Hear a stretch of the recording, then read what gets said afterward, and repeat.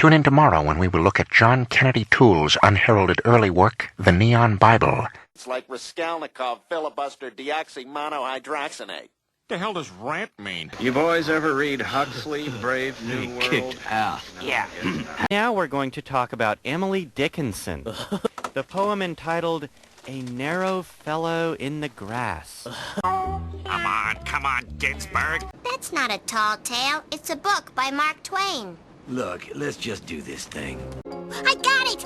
Isaac Bashevis! It was the age of foolishness. It was the season of light. It was the season of darkness. It was the spring of hope. It was the winter of despair. We had everything before us. We had nothing before us. I've seen the best minds of my generation served up fastballs in the blacktop, someone else's car, and they scatter like so many leaves from an October wind. Now let's make him feel at home, shall we? Maybe he'll pull out his Longfellow.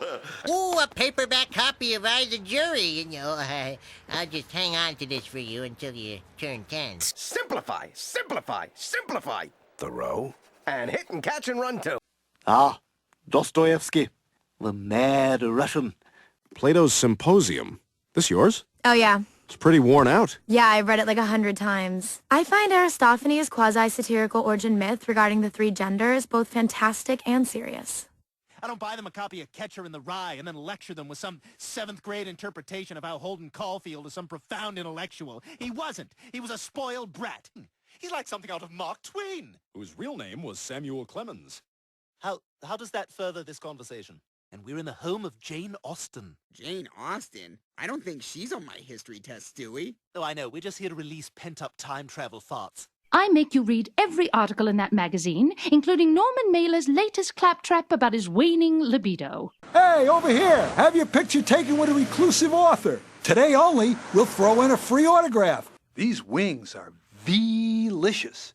I'll put this recipe in the Gravity's Rainbow Cookbook, right next to the frying of Latke 49. Yeah, well, I finally collapsed under the weight of my own genius and shot myself.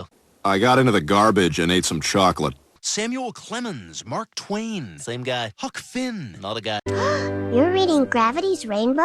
Rereading. All of J.D. Salinger's books except Catcher in the Rye. You know, this actually reminds me of a quote by Milton. Shut the up.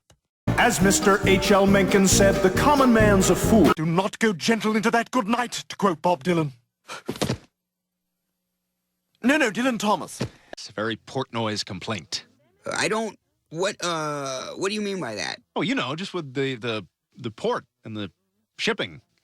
And of course, in Portnoy's complaint, you've got the guy who's living near the water. That doesn't sound right. And he hated the noise from the local port, so he filed one of the very first port noise complaints in maritime law.